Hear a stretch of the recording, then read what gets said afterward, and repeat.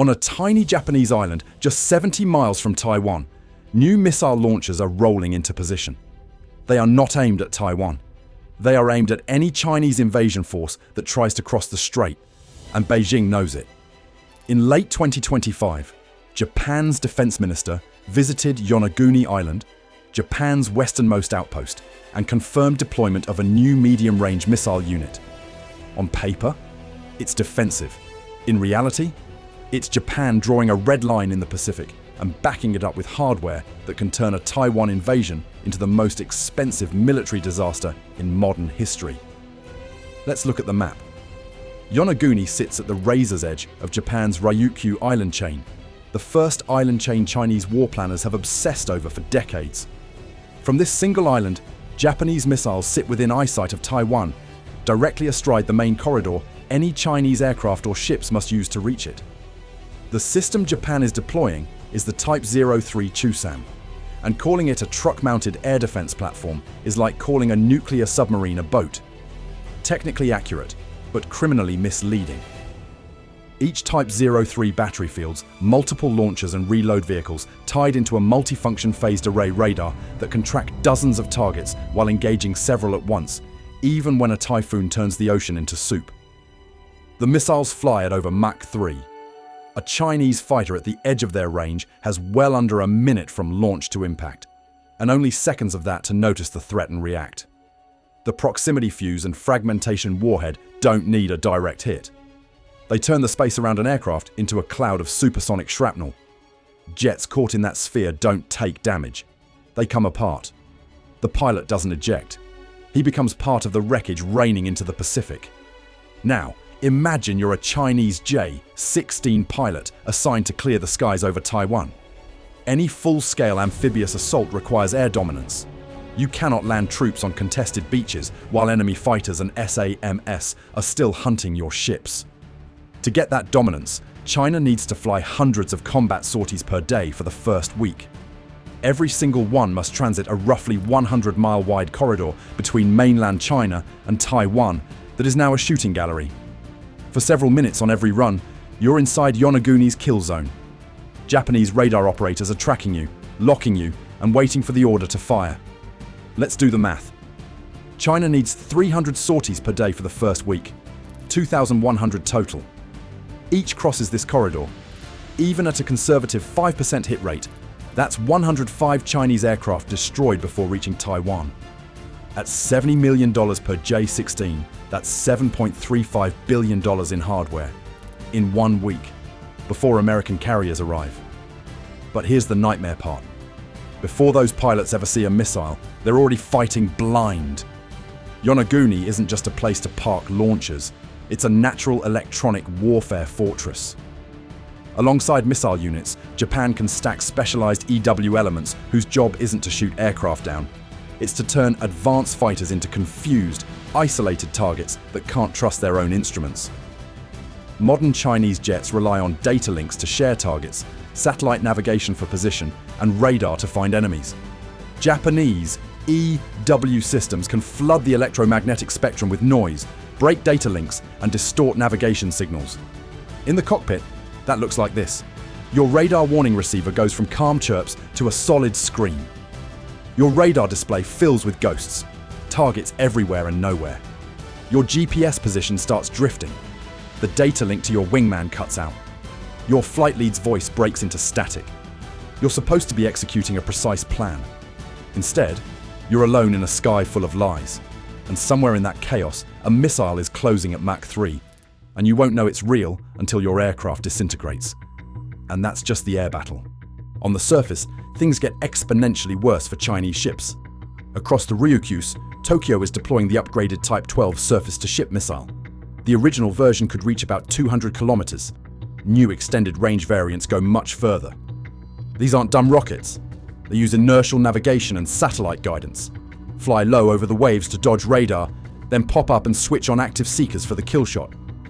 From Yonaguni, these batteries can reach deep into the naval approaches north and east of Taiwan, overlapping with similar deployments on islands like Ishigaki and Miyako.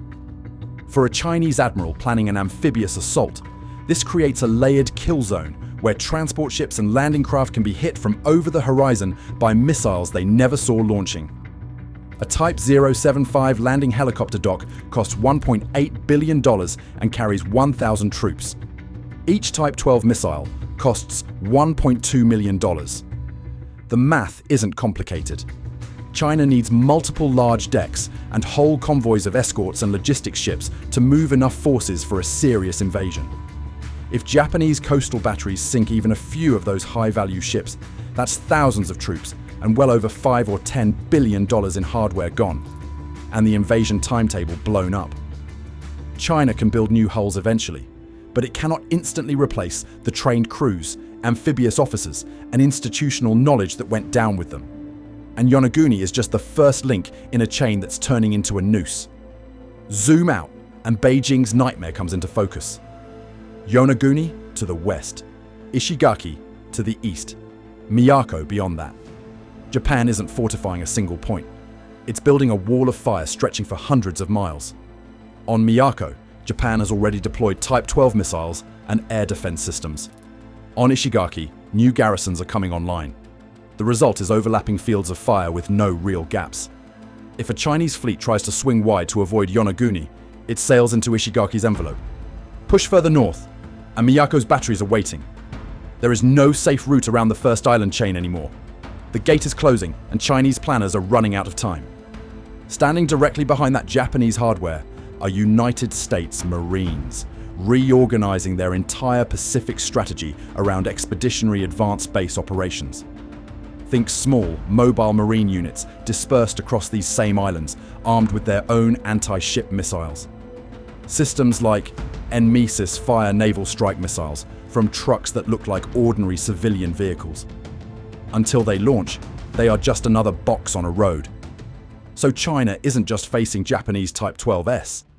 It's facing American stealthy anti-ship missiles hiding in the same tree lines, fed targeting data by Japanese radars and US reconnaissance assets, all tied together through encrypted networks. It's not Japan over here, America over there. It's one unified kill web where a Japanese radar track can trigger an American missile launch, and an American sensor feed can cue a Japanese strike.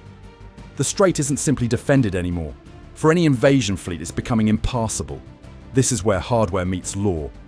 For decades, Japan's Article 9 constitution rejected war as a sovereign right and restricted the self-defense forces to narrow self-defense missions. That framework shifted when Prime Minister Sanae Takaichi signaled that a conflict over Taiwan can be treated as a threat to Japan's survival, unlocking the legal path for collective self-defense.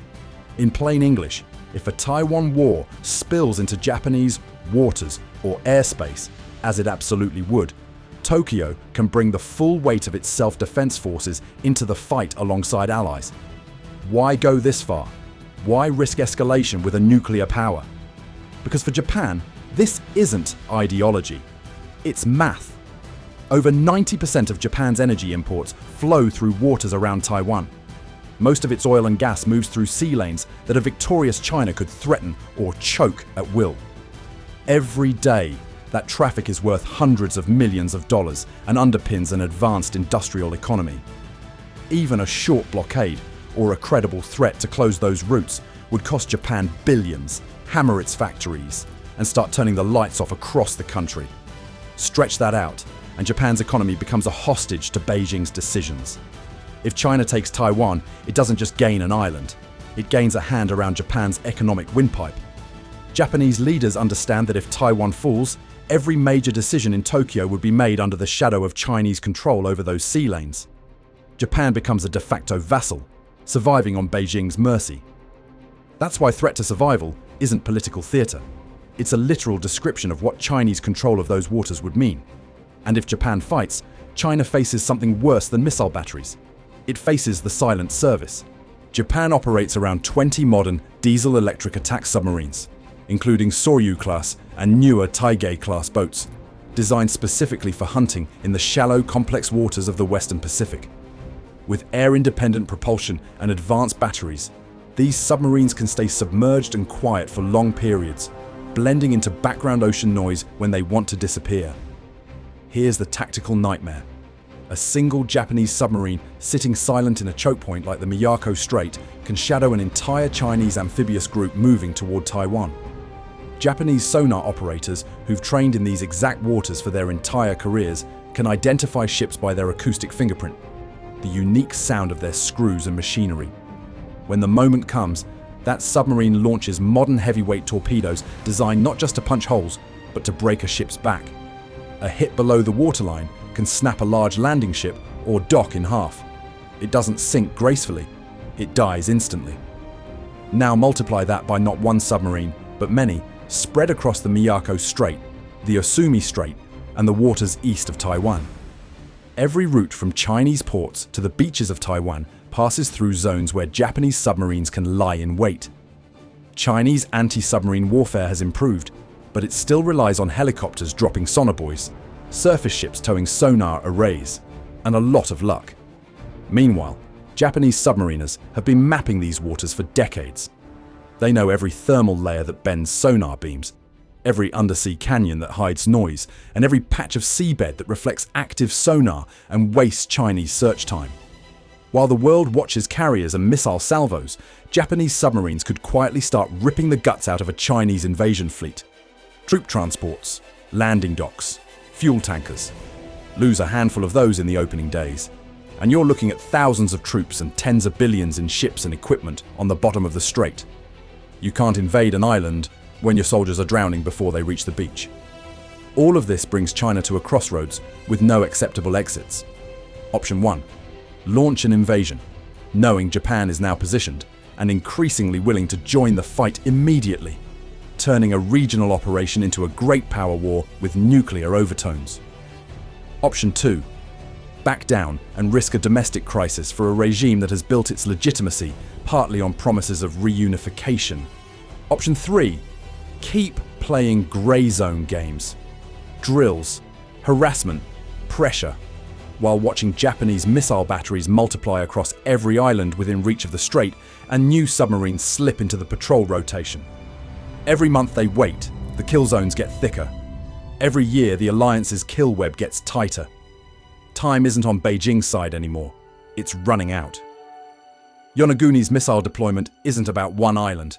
It marks the moment Japan fully stepped into the role of frontline military power in any Taiwan scenario. It forces Chinese planners to ask one brutal question. Not, can we beat Taiwan? But, how much of our military is still afloat and airborne after the first week once Japan joins the fight? That's the real message behind these missiles. Not a secret plan. A final warning, spelled out in concrete pads, radar dishes, and launchers pointed straight at the heart of China's strategy. Beijing bet everything on 3 assumptions: Japan staying neutral, America hesitating, and Taiwan standing alone. All 3 just died on a small island 70 miles from Taiwan, where Japanese crews are now loading missiles and calibrating fire control systems. If you were sitting in Beijing's war room right now, staring at this wall of fire across the first island chain, do you still roll the dice on invading Taiwan? Or has Japan just turned the Taiwan Strait into a $50 billion suicide lane? Drop your war room answer in the comments. And if you want more deep dives on the military hardware and strategy reshaping the Pacific, hit that subscribe button so you don't miss what's coming next. Bye for now.